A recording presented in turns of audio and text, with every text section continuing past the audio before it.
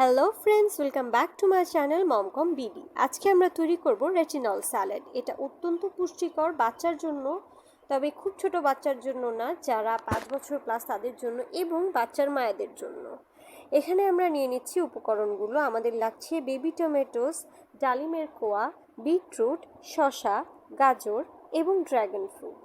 এখানে প্রত্যেকটা ইনগ্রিডিয়েন্টে প্রচুর পরিমাণ ভিটামিন এ রয়েছে, যেমন বেবি টমেটোস অথবা গাজর, বিটরুট প্রত্যেকটাতেই প্রচুর পরিমাণ ভিটামিন এ রয়েছে আয়রন, ভিটামিন সি সহ বিভিন্ন পুষ্টি। আর তাছাড়া আমাদের লাগছে কুচি করে নেওয়া লেটুস পাতা। কারোর কাছে যদি এটা না থাকে তবে স্কিপ করতে পারেন, তবে দিলে খুবই ভালো, কারণ এটারও নিজস্ব নিউট্রিশনাল ভ্যালু রয়েছে। সালাড ড্রেসিংয়ের জন্য আমাদের লাগবে সয়া সস, অলিভ অয়েল এবং লবণ।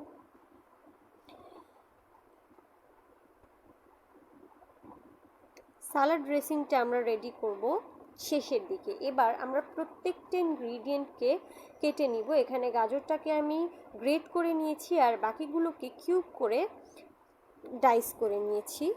আর লেটুস পাতাটাকেও আমরা একদম কুচি কুচি করে, যেটা আগেই কেটে রেখেছি, এটাকে আমরা উপরে দিব, তবে পরে। আর যারা ছোট বাচ্চাকে খেতে দিব, তারা শসাটাও গ্রেট করে নিব। এবার এগুলো সব কিছুকে আমরা ভালোভাবে মিক্স করে নিব একটা বোলে। আর সালাদের ড্রেসিং হিসেবে এর উপরে দিব 1 টেবিল চামচ অলিভ অয়েল, 1 টেবিল চামচ সয়া সস এবং অল্প লবণ।